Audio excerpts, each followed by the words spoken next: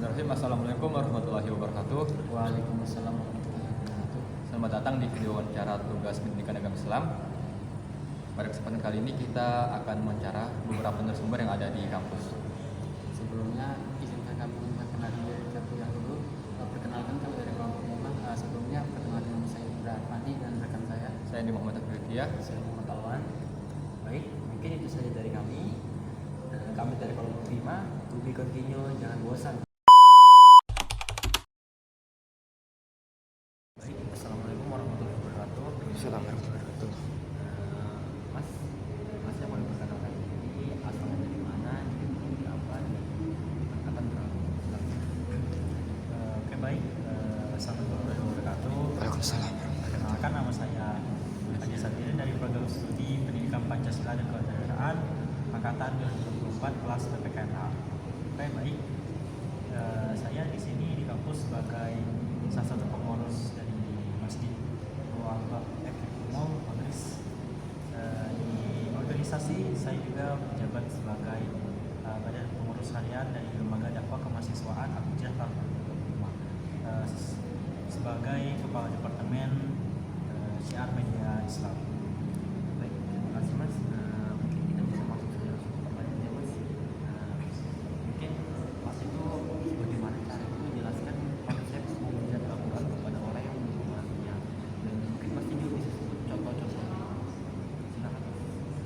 Baik, pertanyaannya lumayan susah ya kalau saya kita jawab itu tentang gimana sih cara kita jelasin mukjizat kepada Al-Quran kepada orang yang belum memahaminya. Jadi mungkin kita bisa bilang orang yang belum dapat hidayah ya, yang harus dapat hidayah. Ini juga contoh-contohnya. Baik, menjelaskan konsep mukjizat Al-Quran itu sebenarnya simpel. Kita mukjizat Al-Quran itu sebenarnya ada banyak kita dapetin saat kita membacanya. Itu salah satu, misalnya kita lagi ada pikiran nih banyak, pikiran banyak akhirnya kita daripada aku pikiran banyak mending aku ngaji deh.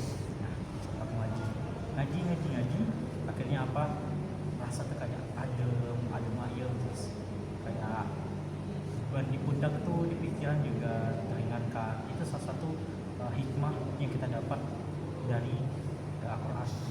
Nah, gimana sih cara kita menjelaskan kepada orang yang memahaminya? Sebenarnya saya nggak bisa jawab secara memuaskan, ini nggak tahu jawabannya puas atau enggak.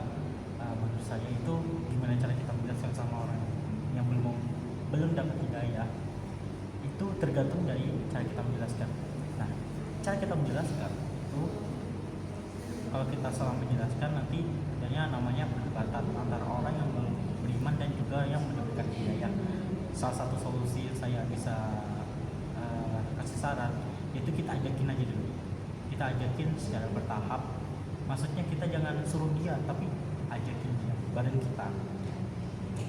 Daripada kita berpanjang lebar ngomong yang maksud tuh peluang berhasilnya tuh belum tentu. Ini kita ajakin dia praktek aja langsung lah, kita coba. Misalnya mukjizat di Al-Quran, kita ajakin dia ngaji. Dia belum, aku nggak bisa ngaji gitu, makanya aku itu nggak ngaji karena nggak bisa ngaji. Nah, jadi kita ajakin aja, oke aku ajarin lu. Jadi kita ajakin dia, tapi kita ngajarin juga dia, nggak apa-apa. Jadi konsepnya adalah daripada kita ngomong-ngomong panjang lebar yang ujung-ujungnya ya belum tentu hasilnya, mending kita yakin aja. Itu konsepnya. Mungkin dari itu saya nggak bisa ngasih jawaban yang mungkin memuaskan gitu, tapi ini jawaban pribadi dari saya. Itu alangkah baiknya kita ajakin aja, praktek aja langsung daripada kita menjelaskan teori. Baik, terima kasih Mas. Jawabannya sangat bagus sekali sih, memberikan perspektif baru.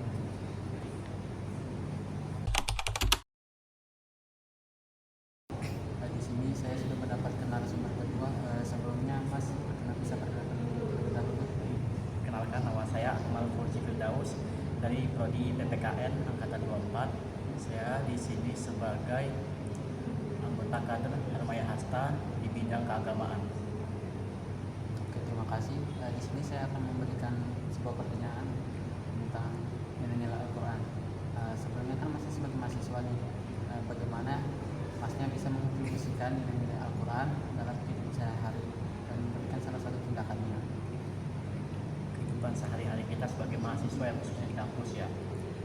Pertama, nilai-nilai Al-Quran dengan cara kita itu pada diri kita sendiri menanamkan nilai kejujuran, kemudian tanggung jawab, disiplin, dan mencintai sesama, menjaga kerukunan. Itu semua adalah semua hal yang diajarkan dalam Al-Quran. Jadi cara kita untuk contohnya ya, contoh yang kita terapkan dalam kehidupan kita dengan cara kita rajin beribadah, kemudian dengan cara kita membaca Al-Quran, berbaik sama sesama, tidak memandang siapapun baik itu dari segi fisiknya, agamanya maupun kekurangannya. Itu sih menurut saya. Terima kasih atas waktunya yang sudah meluangkan untuk menjawab pertanyaan dari saya, dan saya ucapkan terima kasih kepada Mas. Sama-sama.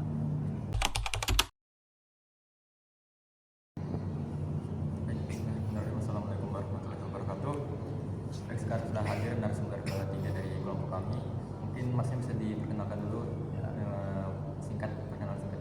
Silakan. Ya, perkenalkan, nama saya Muhammad Yasin Nur Rahman dari program studi Pendidikan Pancasila dan Kewarganegaraan angkatan 24.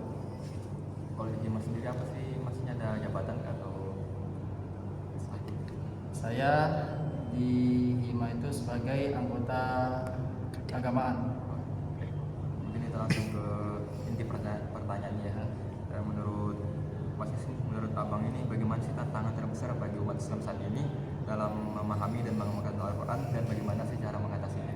Oke, jadi tantangan terbesar bagi umat Islam saat ini dalam memahami dan mengamalkan ajaran Al-Quran bisa dilihat dari beberapa aspek utama. Yang pertama itu kurangnya pemahaman kontekstual terhadap Al-Quran. Nah, banyak umat Islam yang membaca Al-Quran secara literal tanpa memahami konteks historis, sosial, dan bahasa saat ayat tersebut diturunkan. Ini bisa menyebabkan kesalahpahaman terhadap makna sejati ajaran Islam, termasuk dalam hal hukum, etika, dan relasi antar manusia. Jadi solusinya itu yang pertama meningkatkan literasi tafsir yang komprehensif, terutama tafsir yang mempertimbangkan sebab an-nuzul, yaitu sebab-sebab turunnya ayat.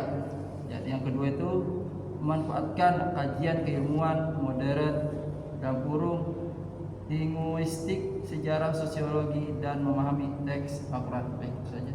Baik, terima kasih Mas atas pertanyaannya, sungguh luar biasa ya jawabannya. Ya. Saya akhiri, wassalamualaikum warahmatullahi wabarakatuh.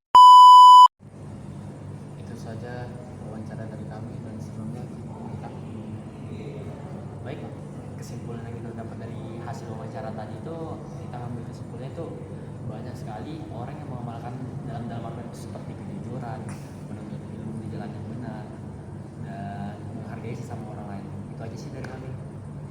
Kami dari kelompok 5 lebih continue, jangan bosan. Wabillahi taufiq wal hidayah. Wassalamualaikum warahmatullahi wabarakatuh.